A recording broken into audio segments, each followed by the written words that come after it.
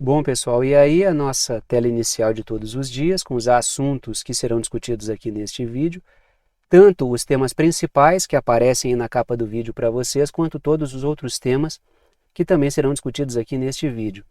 E aqui embaixo, aquele recado de sempre. A minutagem permite que você selecione na linha do tempo o tema que quer assistir. E agora a gente parte para o primeiro tema. Trago a seguinte matéria. E eu vou falar sobre algumas questões, já vou entrar na matéria, tá? Eu vou falar sobre algumas questões relativas à questão energética na Europa, que são um tapa na cara, né? Elas são um tapa na cara, são notícias tão gritantes, tão absurdas, que são um tapa na cara. E eu posso estar enganado, mas eu acho que o tema energético deve ser o tema que eu mais discuto aqui, desde o início do canal. Se vocês voltarem nos vídeos, vocês vão perceber que o tema energético ele é central aqui. E muitas das coisas que estão se verificando agora, né, estão se confirmando agora, a gente vem construindo essa compreensão há bastante tempo. Trago a seguinte matéria. Os Estados Unidos consideram a aquisição de usinas nucleares alemãs. Tá, vamos lá. Entro aqui no texto da matéria.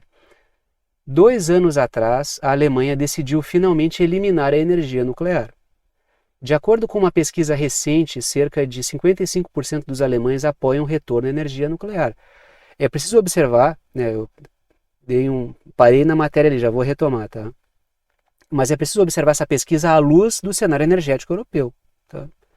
Porque aqui também não se trata de uma militância do povo alemão a favor da energia nuclear ou contra a energia nuclear, é a questão da necessidade, o que é possível fazer nesse momento. Continua ali, 32% são a favor de reiniciar usinas nucleares desativadas e construir novas, especialmente as chamadas mini-usinas nucleares. Agora, empresas americanas ou estadunidenses, né, estão demonstrando interesse em assumir usinas nucleares alemãs. Ou seja, o que a gente está vendo aí mais uma vez? Os Estados Unidos abocanhando o setor energético europeu na questão nuclear. Então, houve um grande trabalho de pressão transnacional para que a Alemanha abandonasse a energia nuclear, e claro que isso se verifica também em setores dentro da Alemanha. Aí houve todo esse cenário que a gente tem discutido aqui nos últimos anos, né? A questão do gás russo, ou melhor, a ausência do gás russo, a penúria energética da Europa, a derrubada da competitividade da indústria europeia.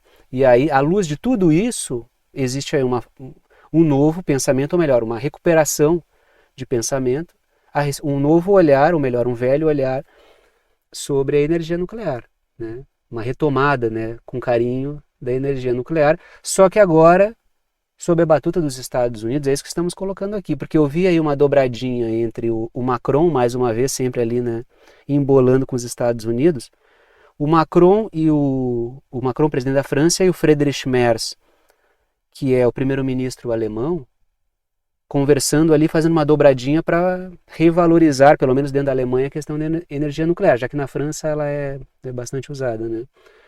Então há esse resgate, por quê? Por causa da situação, da Europa. É preciso pensar em alternativas. E os Estados Unidos, né, querem abocanhar, mas não vai parar por aqui. Já vou trazer mais mordidas dos Estados Unidos aí na energia alemã, no setor energético alemão. Letras vermelhas, a Europa fica sem saída após romper com a energia russa. E quantas vezes a gente falou aqui que a Alemanha estava pisando na sua mangueira de oxigênio. A gente falou várias vezes disso aqui, né? A gente falou várias, que seria a mesma coisa que depender daquele oxigênio e pisar na mangueira de oxigênio. A gente falou tantas vezes, usou essa imagem para ilustrar. E estava colocado ali que era um projeto anglo-yankee de setores transnacionais, gerar esse percalço energético na Alemanha para aparecer com novas, entre aspas, soluções. Agora, a questão energética da Alemanha não se dá em parceria com a Rússia, e sim em parceria com setores transnacionais anglo-yankees, né? A gente vê os Estados Unidos aí, eu sempre faço essa almôndega, né, anglo-yankee aí, porque eu acho que é tudo muito confuso ali. Mas a gente vê o que? Isso aí é como se fosse a cereja do bolo, né? Todo o projeto foi sendo construído, agora os caras vão lá e pegam. Primeiro uma pressão transnacional para desativar. Aí isso se dá através de influência sobre grupos ambientais, e por aí vai. Agora vamos reativar, mas vamos reativar sob a batuta dos Estados Unidos. Então é um projeto que vai avançando. Letras azuis, a energia cara retirou a competitividade da indústria europeia. Aí a gente vê espaços produtivos sendo fechados. Você tem casos da Volkswagen e tantos outros aqui, de empresas poderosas e históricas na Alemanha, perdendo espaço. E claro, quando a indústria alemã ela perde espaço, perde competitividade, a gente vê que outras vão ter vantagens. Então, essa sabotagem à indústria alemã, ela também é um projeto. Essa ideia de afastar a Alemanha da órbita da Rússia, de um estreitamento com a Rússia, é um projeto, e diga-se de passagem, histórico. Né? Vocês podem voltar e vão ver todas as vezes nas quais a Alemanha olhou para a Rússia para a Alemanha, e a coisa começava a estreitar, sempre houve um grande movimento para promover um afastamento em relação a essa aproximação. Né? Letras vermelhas. A energia eólica e solar não foi capaz de suprir a demanda europeia, e repito, aqui isso não é uma questão de militância, isso é uma questão de fato, estou colocando aqui. Tanto é que se vocês derem uma olhada, deixa eu voltar aqui, em textos variados sobre essa questão da discussão do retorno da energia nuclear na Alemanha, vocês vão ver que é colocada a limitação das energias alternativas, eólica e solar. Isso é colocado, isso está colocado ali, né? A Europa está discutindo essa questão. Então, tanto na mídia corporativa quanto na mídia alternativa está sendo debatido. Então é uma questão de fato, é o que está se discutindo. Assim como o gás caro dos Estados Unidos também não foi capaz. E desde o início a gente disse, o que a gente colocou? Estão abrindo mão da energia barata da Rússia para pegar a energia barata dos Estados Unidos. O objetivo é esse. E não vai dar. Não vai dar por quê? Porque o gás dos Estados Unidos não garante competitividade para a Europa. A Europa já tem uma infraestrutura em conexão com a Rússia. É preciso mudar todo esse cenário, reconstruir, né, remodelar, apostar mais na energia alternativa, reativar nucleares. O fato é que a energia russa é importante para a Europa, né? As fontes geradoras de energia da Rússia. Letras azuis, o MERS, e a coisa vai piorando, tá? O MERS, que falamos aqui que seria um aprofundamento de tudo de pior que o Olaf Scholz fez, e olha que o Olaf Scholz já fez bastante coisa ruim, tanto é que a coalizão é qual? Coalizão política são os democratas cristãos do Merz, atual primeiro-ministro, com os social-democratas do Olaf Scholz, que era o primeiro-ministro anterior. Então há um aprofundamento do que de pior foi feito lá, e a gente falou sobre isso. O Merz apoia a proibição do funcionamento do Nord Stream, que é o gasoduto. Vamos ver se eu... Acho que eu trouxe, tá aqui a imagem, né? Eu só ilustrei, não é exatamente onde passa, só para dar uma ideia ali, né? Que é linhas de gasoduto que levam gás da Rússia até a Alemanha, ou deveriam fazê-lo. Existe a infraestrutura, pelo menos. Pelo Mar Báltico. Também tem a questão do Báltico, né, que a gente sempre discute aqui. Então, tem toda uma geopolítica em torno do Báltico que passa por energia, comunicação, por navegação, né, por questão de comércio e rotas marítimas. E houve um atentado ali. A gente não pode esquecer que as linhas do Nord Stream, houve um atentado. Então a questão energética ela é fundamental, ela corta toda a questão. Né?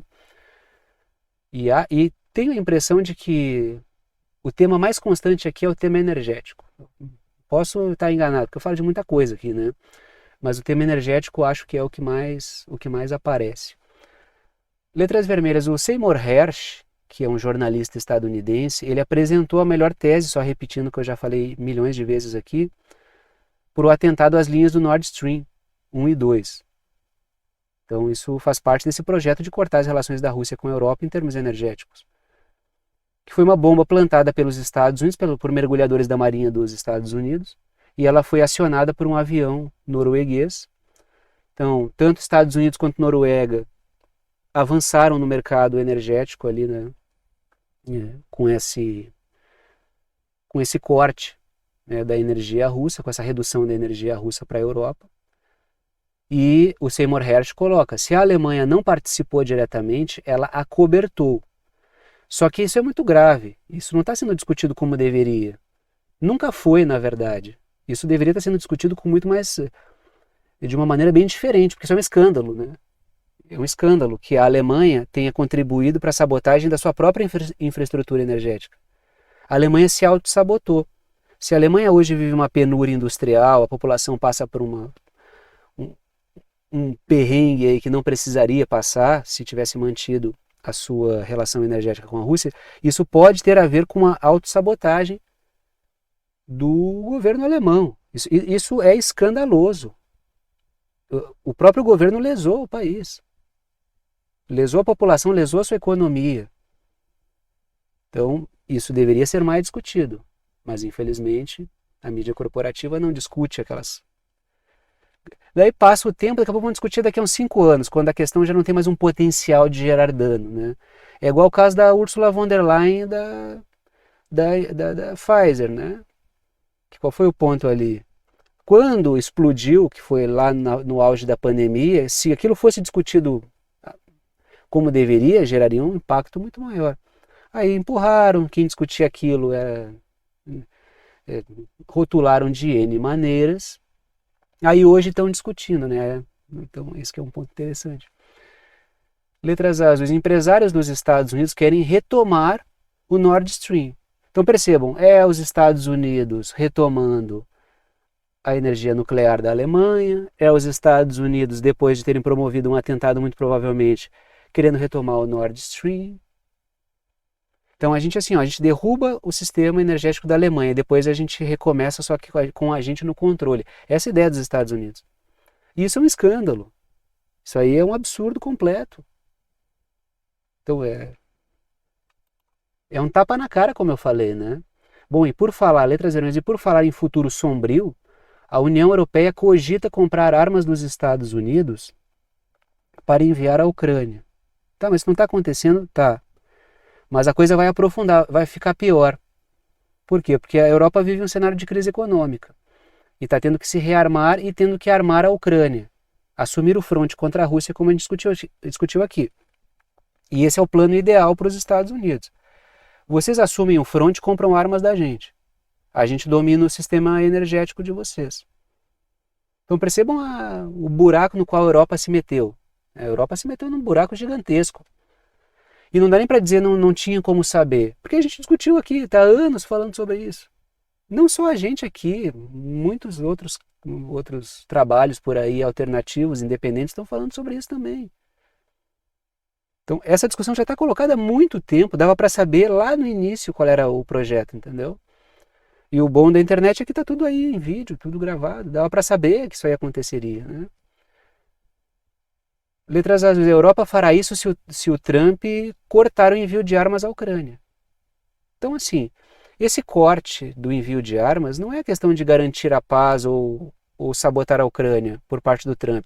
É jogar o custo para a Europa e ganhar dinheiro com, né?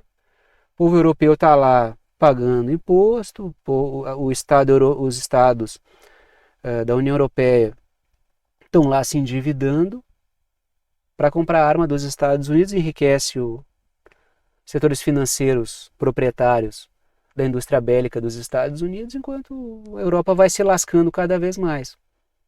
Então, isso é um tapa na cara, isso é escandaloso.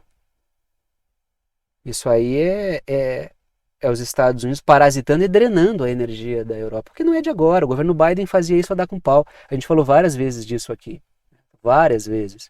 Mas infelizmente o pessoal, quando virou a chave para o governo Trump, um monte de gente ficou brava comigo de repente, né? Eu vinha malhando pau no Biden, né? Porque ele segue um projeto que o Trump continua. Aí o cara tava ali, é isso aí. Daí quando virou a chave, mesmo que o projeto continue, o cara, não, agora é o Trump, agora não. Infelizmente, tem gente que incorpora a política dos Estados Unidos, né? O cara nem mora nos Estados Unidos, mas ele é um republicano, ele é um trumpista, ele é um MAGA movement. Não é nada, cara. Esses caras te acham um lixo. Entendeu? Se tu é latino-americano, então eles te acham um lixo completo. Então, infelizmente é assim. As coisas devem ser analisadas com frieza. O projeto continua. É o Biden, é o Trump. Depois, quando voltar um democrata, eu vou malhar pau igual. Aí o cara que está aqui, que tem digamos, uma estima maior pelos democratas, vai virar as costas e vai embora, né? Mas o jogo da internet é assim, né? O jogo da vida é assim, né? Alguns concordam, outros discordam e a gente vai seguindo na linha. O que não dá é para mudar para ficar agradando A ou B, né? O negócio é fazer o trabalho. É fazer o trabalho que deve ser feito e passar a mensagem, né? Fazer o bom debate. Não custe o que custar. Tem uns que vão, outros que vêm. E a coisa é assim mesmo. Agora, vamos falar desse caso aí dos drones, é o ataque de drones ali da Ucrânia contra a Rússia. A Rússia também promoveu um grande ataque contra a Ucrânia.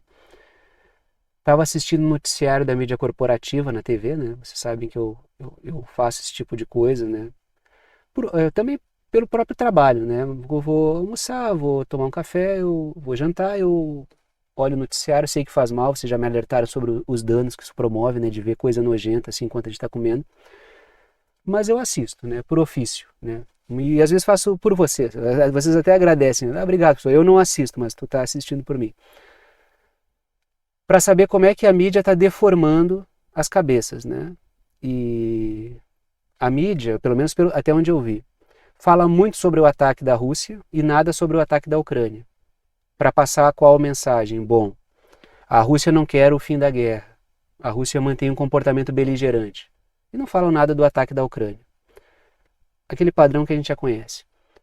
Trago a seguinte matéria. Apoiadores ocidentais de Kiev são culpados por ataques massivos de drones contra civis.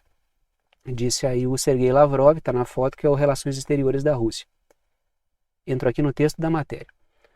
As nações ocidentais querem interromper as negociações de paz renovadas entre Rússia e a Ucrânia enquanto buscam seus objetivos políticos mesquinhos, disse o Sergei Lavrov.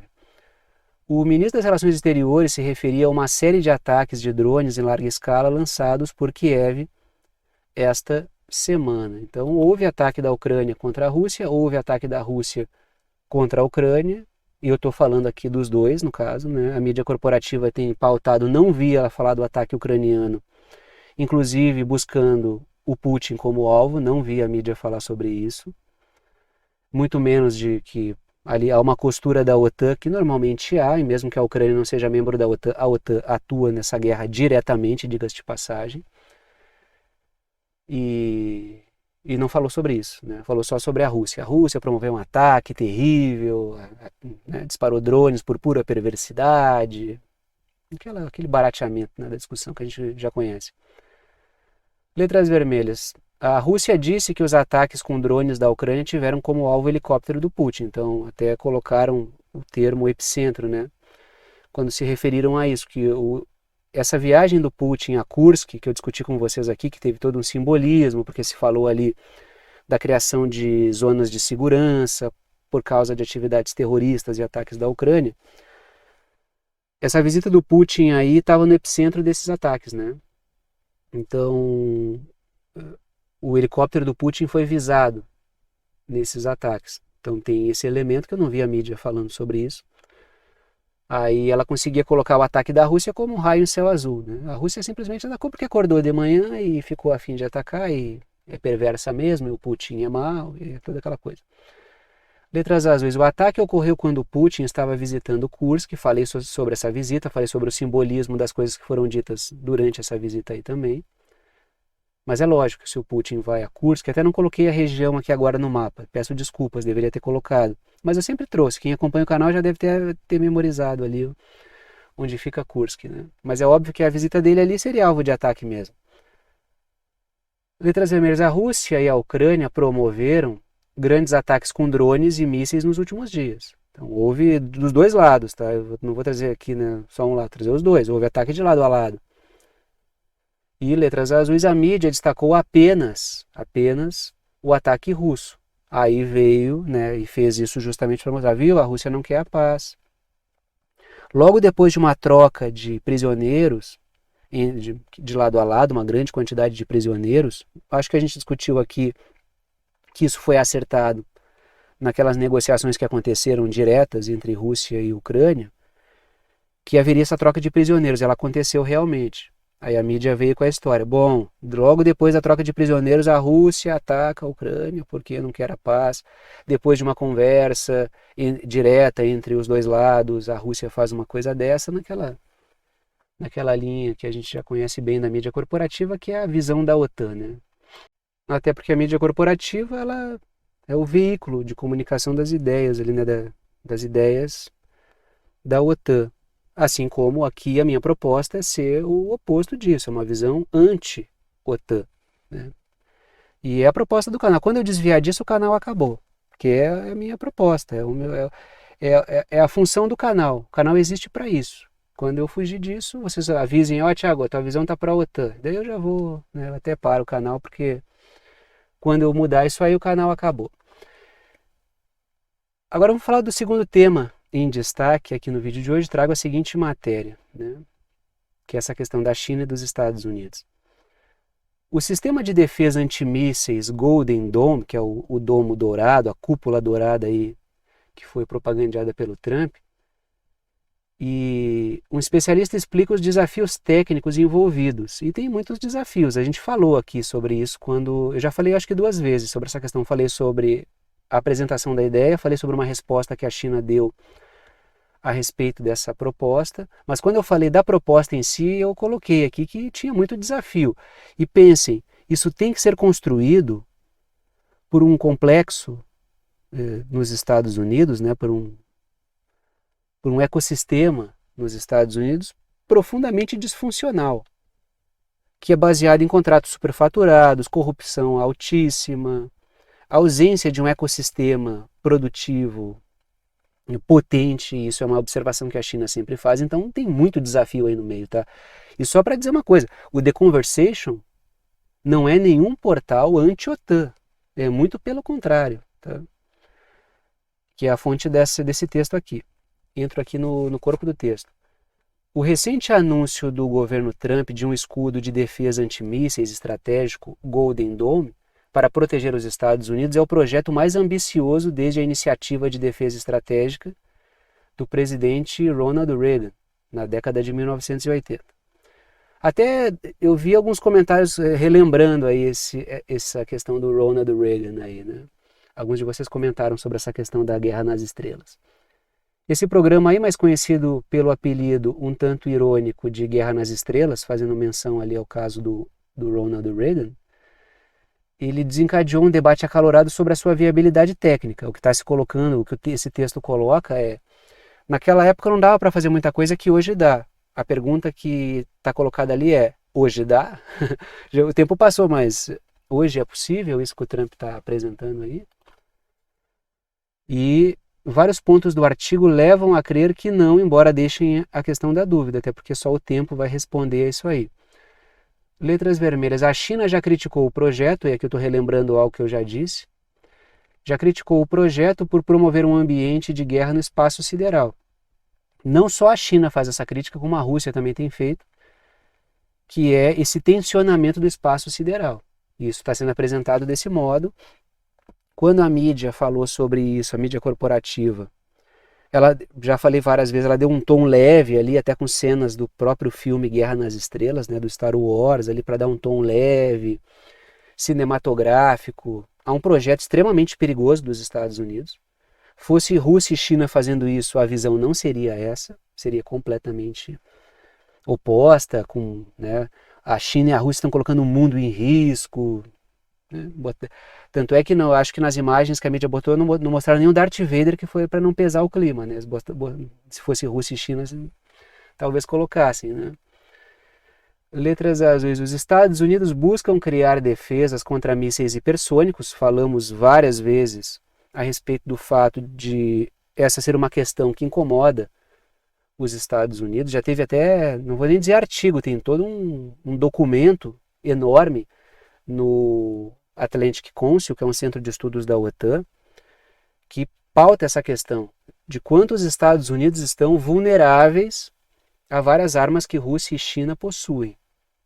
E que justamente por isso, eu já falei algumas vezes sobre essa questão aqui, os Estados Unidos acabam perdendo capacidade de dissuasão, porque não é apenas atacar, como é que eu me defendo depois do movimento, entendeu? Então, os Estados Unidos estariam tão vulneráveis a armas de Rússia e China, e que são armas em quantidade e cada vez maior, em tecnologia cada vez mais avançada, que a distância vai aumentando. Se os Estados Unidos já não possuem armamento para as armas de hoje, quanto mais Rússia e China avançam, pior fica. Essa distância aumenta muito. E os Estados Unidos, em termos de armas hipersônicas, eles vão muito mal mesmo. Assim, né? Então há esse problema nos Estados Unidos em termos da questão de defesa contra armas hipersônicas. Tá? Diga de passagem, os hipersônicos, no geral, para os Estados Unidos, são muito problemáticos, né? Isso constatações, análises técnicas de próprios setores da OTAN, dos Estados Unidos mesmo, tá? Não estou nem trazendo aqui o outro lado. Estou pegando o lado, estou sendo justo, né? Os Estados Unidos não merecem isso, mas estou sendo justo, inclusive, nesse ponto. Letras vermelhas. O artigo questiona a viabilidade de atingir um míssil balístico, que tem, fora os problemas técnicos, tem também como distinguir as ogivas de distração, né? Porque isso é uma forma de confundir os sistemas de defesa. Então, existe uma complexidade em se fazer uma coisa desse tipo. Complexidade que envolve estudos aprofundados, gente ultra competente, um ecossistema produtivo, um complexo industrial militar capaz de fazer isso, o que não é fácil, uma indústria militar capaz de fazer isso. O que não é fácil de obter. Não é assim, eu quero, eu posso, eu faço, não. Isso envolve tempo, envolve amadurecimento. E vários setores apontam que a política do Trump, ela está toda torta no que tange a isso aí. Não que a anterior fosse muito melhor, mas o Trump ele não está indo em direção à resolução do problema, ele está indo na mão oposta. Porque percebam o que ele está fazendo com as universidades. Ele está promovendo o quê? Uma fuga de cérebros dos Estados Unidos. Com ali uma missão que ele tem ideológica, ele está promovendo uma verdadeira devastação do campo do conhecimento. Então ele vai na mão inversa do que ele deveria fazer. Letras azuis. A defesa exigiria uma grande quantidade de armas no espaço, uma constelação de armas no espaço.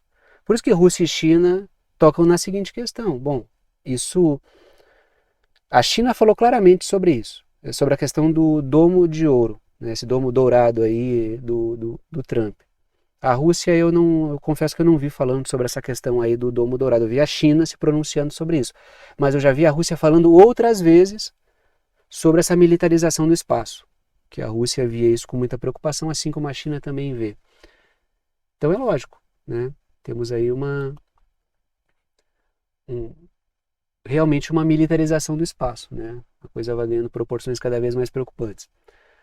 Letras vermelhas. A China já desenvolve armas que buscam neutralizar constelações de satélites. Inclusive eu já falei sobre isso aqui no canal, né? Falei acho que umas 2 ou 3 vezes sobre essa questão aí, dessas armas que a China vem desenvolvendo. E é justamente por isso que eu trago o título que eu trouxe hoje. Porque o que a China faz? Os Estados Unidos estão trabalhando com afinco em várias tecnologias ali, a duras penas, dentro de todas as limitações que tem dentro do seu ecossistema, né? E a China já está antecipando a arma que nem saiu. De forma que quando a arma dos Estados Unidos sair, a arma específica, seja ela qual for, ela já sai obsoleta. Vocês percebam o que a China fez com a questão do projeto lá, o nome é Stargate, não é? Aquele projeto de inteligência artificial, é Stargate, né? Se eu estiver enganado, por favor, me corrija, mas se eu não me engano o nome é Stargate. E houve uma ampla campanha sobre aquilo, inteligência artificial, um grande projeto, bilhões que vão para isso e tal, né? Isso vai ativar a indústria de chips de uma maneira... A China dá um tempinho e pá, lança muito pouco depois, apresenta ao mundo a DeepSeek, né, que é extremamente eficaz e muito mais econômica. Isso aí gerou uma devastação Nem se falou mais no projeto Stargate. Nem se falou mais. A coisa está na prancheta e a China já toca fogo no projeto na prancheta. Então, isso é algo complicado para os Estados Unidos. Porque há uma demora aí, né? Os Estados Unidos eles demoram para apresentar tecnologias. Quando a coisa vem toda cheia de problemas. A gente já viu isso aí, já trouxe N casos aqui.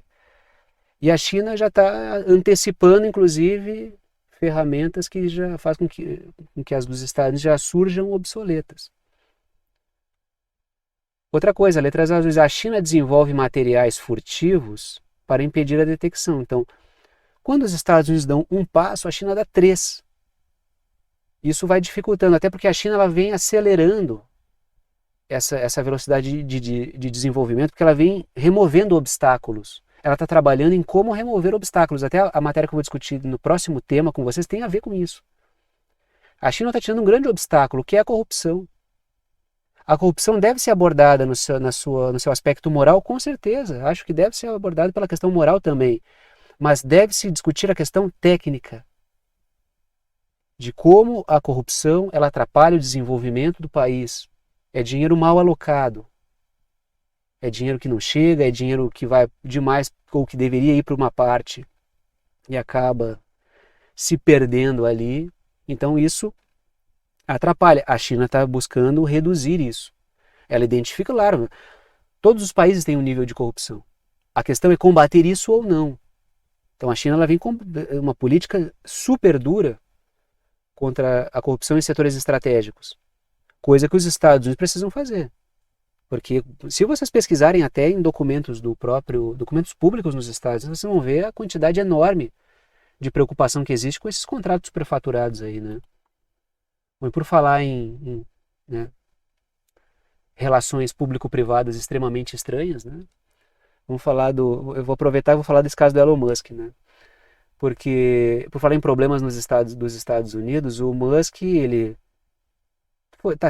porque na verdade ele nunca teve ele estava, mas não estava no governo do Trump, né? Ele estava ali junto, mas ele fazia por gosto, por amor à paz. Segundo ele, a gente sabe muito bem que o interesse não era esse, né? A gente já falou, eu trouxe N casos aqui de portas que ele foi abrindo ali usando essa presença no governo. Mas ele disse que deixou o governo por não ver resultados. A coisa não saiu exatamente como ele esperava. Isso é a avaliação dele próprio. O resultado não foi esperado, prometeu trilhões e entregou muito menos do que isso, né, de cortes. Além disso, os cortes e a própria atuação dele, letras azuis, além disso ele alega grande prejuízo para os seus negócios. A gente sabe que ele abriu muita porta ali dentro, mas sabe também que ele tomou muito rebote por participar do governo também, né? Então houve ali inclusive houve uma certa pressão de setores que estão nas empresas dele, que, né, foram fundamentais para que ele saísse disso, porque isso vinha gerando uma preocupação. O fato é, ele saiu por pressão e também saiu porque o resultado não foi exatamente como esperado. Por quê? Porque a política é muito mais complicada, né? Embora, claro, ele está ali no governo ainda, ele é apoiador do governo e ele tirou muita vantagem de muita coisa que ele fez, porque é uma concorrência. Esses caras não entram eles não participam da coisa toda para melhorar, eles participam para enfraquecer o concorrente, né, para ganhar espaços. Diga-se de passagem, não é só com o Trump, com o Biden ele já ganhava bastante contrato, né? E agora o que eu estava comentando com vocês antes, né? Que é essa questão da China tentando desmontar os esquemas de corrupção. Por quê? Porque isso enfraquece o país no geral. A corrupção vai enfraquecendo o país. Não é um tema apenas moral, como eu disse antes. É uma questão técnica. E isso também envolve uma questão de estabilidade do país. Porque governo que deixa a corrupção comer solta, ele está suscetível a protestos, a ser derrubado, a revoluções coloridas que aproveitam a insatisfação da população com a corrupção desavergonhada. Então, o governo que deixa a corrupção rolar solta, além de não ter um desenvolvimento técnico que poderia ter, também deixa porta aberta para ser derrubado. Porque deixou a gente enriquecer de maneira ilícita e não fez nada. Então a China está trabalhando em cima disso. Por causa dos dois motivos. Diz a matéria, os caçadores de corrupção da China estão de olho nos principais setores de tecnologia enquanto Pequim se prepara para desafiar os Estados Unidos. Então é não cometer os mesmos erros dos Estados Unidos. Entro aqui no texto da matéria. Uma investigação anticorrupção que varre a província chinesa de Guizhou derrubou uma série de autoridades ligadas ao seu outrora valorizado setor da Big Data nos últimos meses.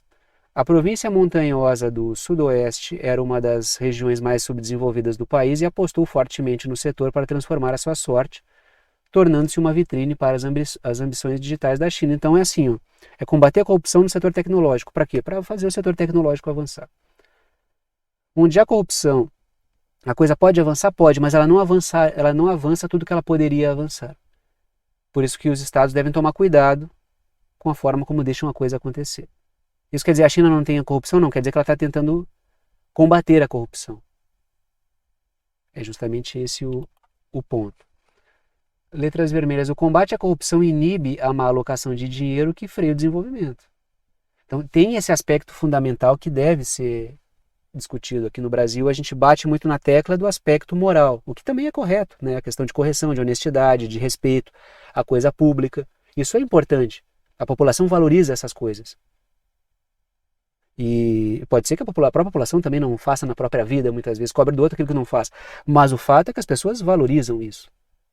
E o governo que não luta contra isso, ele não passa uma boa mensagem. Ele próprio mina a sua base. E minando a sua base, ele se torna suscetível a derrubadas, a protestos. E muitos dos protestos, eles acabam ganhando força por um trabalho de fora para dentro, né? Que é a Revolução Colorida. Que esse trabalho de guerra híbrida, ele não cria o problema, né? Criar um problema não é necessário, porque todos os países têm problemas, basta explorá-los, porque já está ali a semente do caos. Basta cultivá-la. Letras azuis. A China tem feito, isso vale para a questão da corrupção, vale para questões étnicas, vale para temas religiosos, vale para muita coisa. Desde que dê para bagunçar, os caras bagunçam mesmo. Dá para gerar divisão. Letras azuis. A China tem feito o mesmo em sua indústria militar, que eu já falei com vocês aqui também, e é uma quantidade enorme de processos contra pessoas envolvidas em corrupção. São números absurdos, né? Claro, até porque a população chinesa é muito grande. Então sempre que a gente fala dos números da China, são números muito altos, né? Letras vermelhas. A corrupção mina a confiança da população no governo, abre espaço para revoluções coloridas, que é um outro aspecto estratégico que deveria ser discutido também, né? Tem o aspecto moral, que normalmente aqui no Brasil a gente fica nessa tecla, não que seja incorreto fazer isso, mas ficar só nisso não contempla toda a questão. Tem o aspecto do atraso do desenvolvimento técnico e tem o aspecto estratégico, que a inteligência deve pensar essas coisas, né? Que é não ficar vulnerável porque se permitiu um uso inadequado da máquina pública. E a população tem todo o direito de protestar. Como é que alguém vai contrapor a isso? Não, mas é que esse não, vai defender a corrupção? É muito complicado. Tu acaba sendo engolido pela maré. Não tem como, entendeu? Então é preciso combater. Não se deve defender corrupção. Deve-se saná-la. Letras azuis. Combater a corrupção é tática contra a guerra híbrida. Então é uma questão estratégica, tá? É uma questão estratégica. Então é importante moralmente falando, né? Todo mundo, embora muita gente não aplique na própria vida o princípio da honestidade, vai avaliar o governo dessa forma. É uma questão de desenvolvimento técnico e tecnológico, porque é dinheiro bem alocado, e é uma questão estratégica. Tá? Não combater a corrupção é contratar um problema para o futuro. Isso é fato. Tá? E o Brasil sabe bem disso. Né? O Brasil sabe muito bem disso. Agora eu vou trazer uns números macabros, como eu coloquei ali naquela tela inicial. Eu sempre falo, eu faço aquela fala inicial para quem está chegando, mas também dá um tempo para quem já está no canal olhar os assuntos que estão ali, poder escolher se quer assistir tudo ou se quer assistir alguns. Né? Então, enquanto eu vou falando, o cara que já sabe a fala de cor e salteado, ele olha ali o que tem para o dia. Então, eu dou uns 20 segundos ali que dá para olhar todos os assuntos, o cara vai vendo, bom, quero ver isso aqui, não quero ver aquilo ali. Mas isso aqui que eu estou trazendo para vocês, né, essa matéria do Haaretz, que é mídia israelense, são números macabros, né, porque eles revelam algo assustador. Trago aqui a seguinte matéria. Sim, a transferência. 82% dos judeus em Israel são a favor da deportação dos moradores de Gaza. Isso é que aparece na matéria do Haaretz, que é mídia israelense. Entro aqui no texto da matéria. Há 20 anos, o rabino Itzhak Ginsburg, o pai espiritual da juventude Hilltop, delineou uma visão para a eliminação das instituições democráticas e o domínio da supremacia judaica. Depois do 7 de outubro, parece que essa visão está se tornando realidade justamente diante dos nossos olhos. Então, assim, a possibilidade de um trabalho de grupos extremistas que querem uma expansão acelerada sobre territórios palestinos tem crescido muito, né? Tem avançado muito essa agenda, e isso tem contagiado partes cada vez maiores da população que está cada vez mais à vontade para manifestar muita coisa que é extremamente bizarra e macabra, que são números que eu vou trazer aqui. Olhem isso aqui. Primeiro esse número, né? 82% dos judeus em Israel são a favor da deportação dos moradores de Gaza. Isso aqui é esvaziar a faixa de Gaza, cara. Isso aqui é limpeza étnica, tá? Isso é assustador. É 82%, entendeu? Letras vermelhas, tá aí a faixa de Gaza circulada em vermelho. 47% acham que Israel deveria matar todos os palestinos, é quase metade da população, entendeu? E usam argumentos religiosos, usam apelo religioso. E a pesquisa traz ali que mesmo a parte secular da população também defende isso.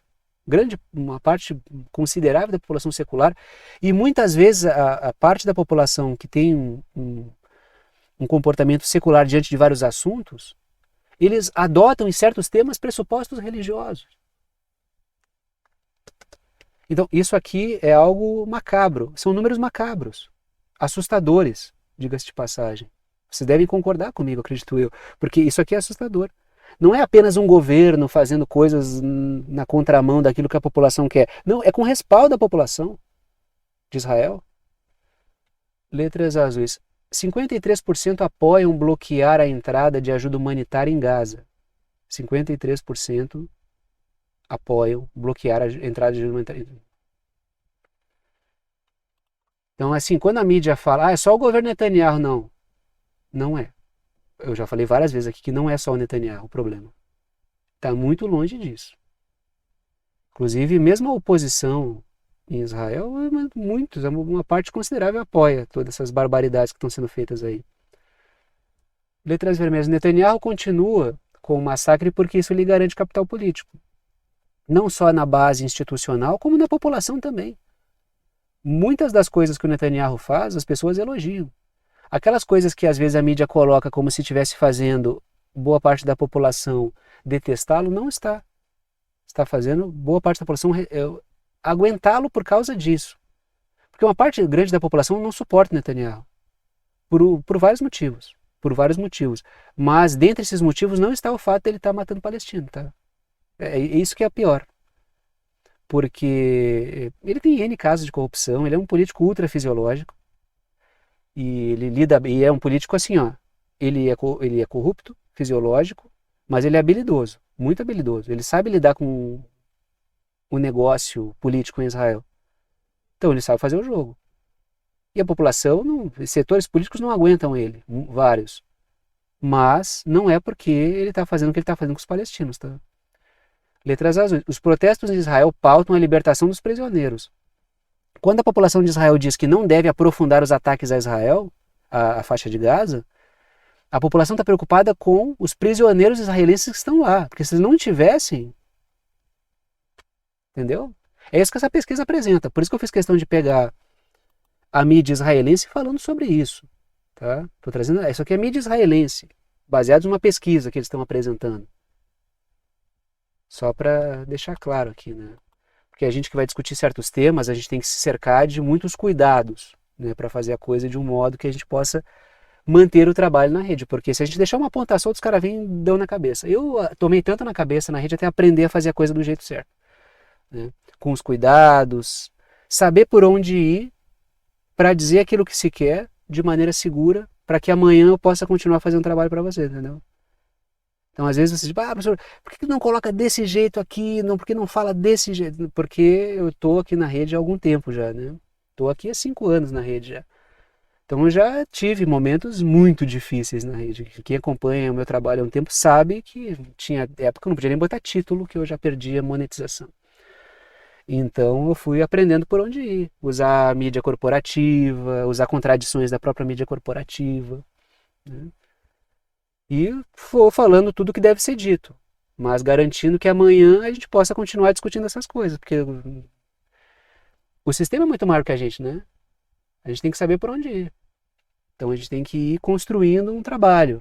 E aí assim a gente, de maneira inteligente, a gente vai avançando. Não só na internet, na vida é assim, né? A gente compra a briga do tamanho que a gente pode brigar, né? Agora, vamos falar a respeito aí dessas negociações entre Estados Unidos e Irã, que estão sendo intermediadas por Omã, a respeito da questão do acordo nuclear. Trago a seguinte matéria.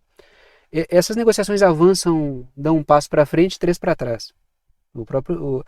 O governo iraniano já está bastante irritado com essa situação, já trouxe N exemplos aqui. Diz a matéria, o Irã diz que pode tomar medidas especiais para defender instalações nucleares de ataques promovidos por Israel, só para arredondar ali o título, né? Entro aqui no texto da matéria. O principal diplomata iraniano alertou na quinta-feira que o seu país tomaria medidas especiais para defender as suas instalações nucleares caso Israel continue a ameaçá-las, elevando ainda mais os riscos antes de uma nova rodada de negociações com os Estados Unidos. A conversa já aconteceu e até onde eu vi, pelo menos até o que eu li hoje, não avançou muita coisa. Tá? Daí quando os detalhes forem saindo mais, eu vou trazendo para vocês. Mas até onde eu li, não avançou muito, para variar. Os comentários de Abbas Araghchi, que aparece na foto, que é o Relações Exteriores do Irã, não ofereceram detalhes sobre o que Teherã faria, mas inspetores internacionais já tiveram seu acesso limitado ao programa iraniano. Então há aí é um clima de ameaça de lado a lado. Só que os Estados Unidos têm feito de uma maneira, essas ameaças têm sido, né, primeiro que as sanções estão sendo colocadas sobre o Irã durante as negociações, e o próprio Ali Khamenei, que é o líder supremo do Irã, já disse que não acredita que vai dar em muita coisa essas negociações, que podem dar em nada. E o Irã, ele vai respondendo sempre que provocado, vai respondendo à altura, né? Letras vermelhas. O Irã disse que os Estados Unidos serão responsabilizados por qualquer ataque de Israel. Então a visão do Irã é perspicaz nesse sentido, né? Que ele não dissocia. Porque o governo Trump está tentando dissociar as coisas, né? Os Estados Unidos estão vindo para cá e Israel está provocando por lá, mas estão fugindo, né, do que a gente quer. Bom, a gente sabe que o Trump quer se dedicar à China. E ele gostaria de não se enroscar numa situação no Oriente Médio e nem na Ucrânia. Então ele está tentando se desvencilhar disso, jogando para alguém essa responsabilidade. Mas uma coisa é querer ou ter esse projeto, outra coisa é realmente fazer. O Trump, ele é um office boy do sionismo. Então uma coisa é querer e a outra é fazer. Então o Trump, nesse sentido, Israel e Estados Unidos fazem um joguinho ali. A gente já vai tocar nessa questão. E o Irã não está dissociando, não, vocês estão agindo em conjunto. Então, se Israel fizer qualquer coisa, é porque vocês deram um aval. Letras azuis. Não houve grande avanço na última rodada de negociações, não que eu tenha visto. Tá? Pode ser que alguma informação venha nas próximas horas, mas até onde eu vi não rolou nada de muito significativo. Letras, está aí o Ali Khamenei, né, que é o líder supremo do Irã. Estados Unidos e Israel promovem uma dobradinha ao estilo policial bom, policial mal contra o Irã, que é aquela coisa, os Estados Unidos vai lá e conversa, olha, a gente quer o melhor para vocês, mas se vocês não se comportarem, Israel vai chegar aí, vai explodir tudo, Israel é que está dificultando, então, que é aquela coisa do interrogatório, entra o policial bom lá e, ó, fala para mim porque o outro gosta de meter esculacho, então é melhor tu contar para mim porque o outro vai entrar, vai fazer o escambau contigo. O Trump faz esse jogo o tempo inteiro, né? E muitas vezes é uma mescla ali, né, dessa coisa de policial bom, policial mal que ele faz muitas vezes, com também aquele sistema de ameaça de agiota. Olha, né, eu não quero te bater, não quero fazer nada contigo, te acho um cara muito legal, mas se tu não me pagar eu vou ter que te espancar. Então, entendeu? Ele faz esse jogo aí nas negociações dele, né? É bom que são claras, né? É o que eu sempre digo, melhor um adversário declarado do que um adversário disfarçado, né? Um inimigo disfarçado.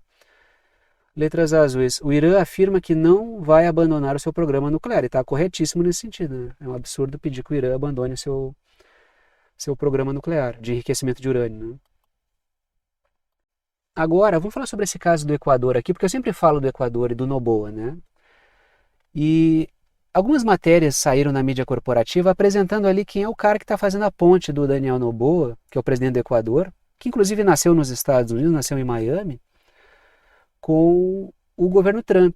E essas matérias trouxeram essa questão, eu trouxe aqui para compartilhar com você essa discussão que eu acho que é importante, né? Já que a gente sempre fala do caso do Equador aí, do príncipe bananeiro que está no poder. Trago a seguinte matéria.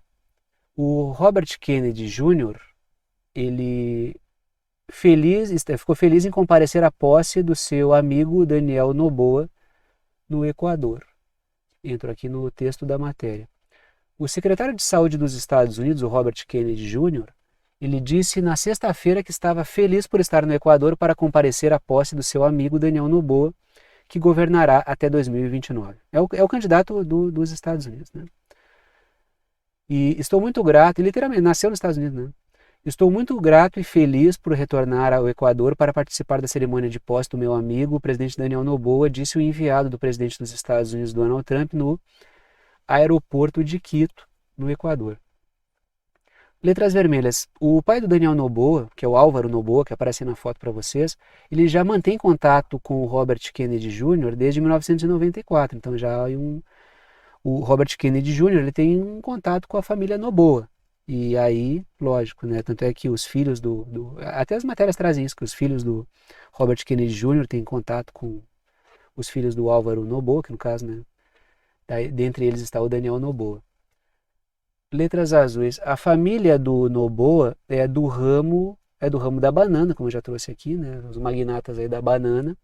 O Daniel Noboa nasceu em Miami, então ele é o cara certo para a missão, né? Já tem contato ali histórico com os Estados Unidos e na prática ele faz ele busca um governo completamente alinhado aos interesses dos Estados Unidos. E ele não esconde isso. Ele não é assim, vou esconder ali para não... Não, ele usa como plataforma de campanha.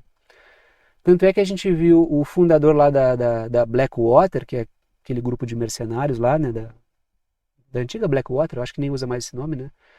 E o Daniel Noboa fez campanha, o cara foi lá fazer campanha para o Noboa, né? No período eleitoral, falar que havia ali uma dobradinha de segurança com os Estados Unidos para combater o crime organizado, ele usa muito essa plataforma, então ele não esconde, não é assim, o Noboa tem tudo isso aí, ele está escondendo, não, ele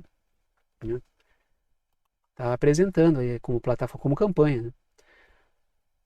Letras vermelhas, o Kennedy, ele tem feito a ponte, o Kennedy Jr., né? Ele tem feito a ponte entre o Trump e o Noboa quer bases Yankees no Equador, ele está trabalhando internamente para aprovar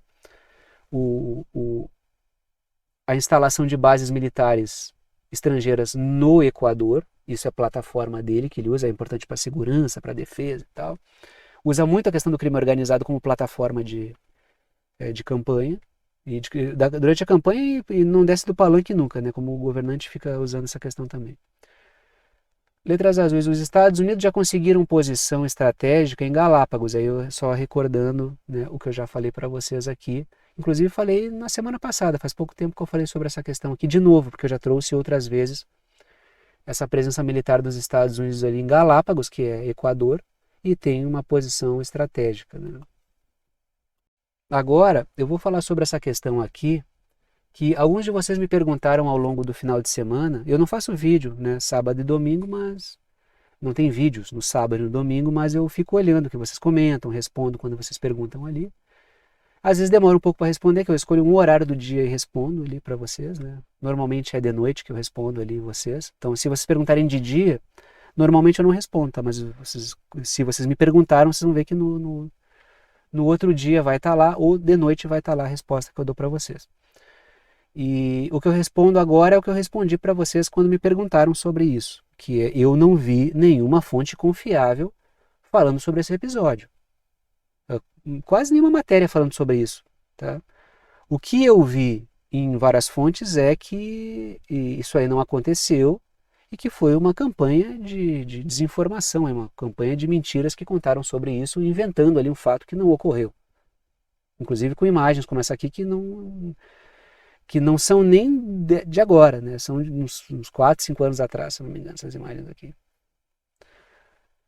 Diz a matéria, né? Matéria da Al Jazeera. Por que rumores de golpe se espalharam pela Costa do Marfim esta semana? Então foram rumores, né? Falaram sobre isso. E essas informações chegaram até vocês e vocês me perguntaram. Eu olhei assim, falei, pô, mas isso aqui passou pelo meu radar, eu não vi nada disso aqui. Então assim, a informação é que houve lá protestos, a coisa fugiu de controle, teve um militar que tinha sido assassinado, uma liderança militar, e o presidente ia fugir do país. Falei, pô, mas nada, que eu não vi isso aqui em lugar nenhum. E depois eu vi que realmente não tinha acontecido, ou nenhuma fonte confiável tinha falado sobre ela. Aí saíram algumas matérias dizendo que isso aí não aconteceu, na verdade, né? Entro aqui no texto da matéria. Notícias falsas de um golpe de Estado na Costa do Marfim, país da África Ocidental, surgiram esta semana em meio à crescente tensão em torno das próximas eleições gerais de outubro. Várias contas em redes sociais, incluindo Facebook e X, publicaram vídeos de grandes multidões em ruas com prédios em chamas, alegando serem da capital comercial do país, Abidjan. Letras vermelhas. O governo e a mídia local negaram qualquer atividade estranha na Costa do Marfim. Tá? Não houve nenhuma matéria falando sobre nada que estivesse acontecendo. Inclusive o presidente da Costa do Marfim, que é o Alassane Ouattara, ele manteve a agenda com o presidente de Togo, normalmente. Tanto é que eu pesquisei ali, né, quando vocês começaram a falar, eu joguei e vi o cara numa agenda, uma agenda normal de governo. Você, tá, mas o cara fugiu? Então quando vocês falam, eu vou atrás, né, mesmo que eu vou atrás para ver o que aconteceu. Não vi nada, tá? Não tinha visto nada. Letras vermelhas. O governo da Costa do Marfim afirma que a notícia falsa foi espalhada pela oposição. Tem ali né, letras azuis. O cenário eleitoral se aproxima e existe tensão. O atual governo é apoiado pela França e tem um bom nível de controle sobre a situação. Por isso que eu achei, né, um pouco esquisito, né, acontecer esse caso aí na Costa do Marfim. Mas sim, eu vou atrás. Quando vocês me dizem, eu vou atrás para ver o que aconteceu. E a internet é cheia disso mesmo, né? Tem informação que aparece, tem guerra informacional. Então, eu não vi nada sobre isso em fontes confiáveis. Estou trazendo para vocês, né, o que eu pesquisei e achei. Tá? O que eu tenho colocado é isso, que foi uma campanha de desinformação ali, que tem um cenário conturbado, tem um político de oposição que foi impedido de concorrer, aí tem toda uma animosidade em torno disso. Mas até agora não parece ter gerado um clima para dar aquilo que essas informações aí que foram espalhadas apontavam, tá? Bom, pessoal, o momento final do vídeo, o momento de passar o chapéu, pedir apoio financeiro para aqueles que gostam, querem e podem apoiar o canal. Para aqueles que veem, o canal é importante para a formação da sua compreensão sobre temas internacionais e geopolíticos. Sempre comento com vocês que apenas os anúncios e propagandas que aparecem ao longo do vídeo não garantem a existência do canal.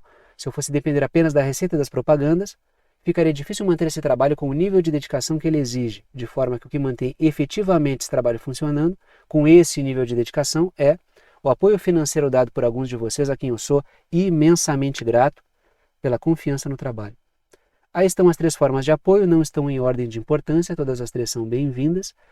Seja lá que maneira vocês escolham para apoiar o canal, vocês apoiam com o valor que vocês quiserem. É uma ajuda solidária, ajuda quem pode, ajuda quem quer e ajuda com quanto quiser. E o conteúdo fica aberto para todo mundo.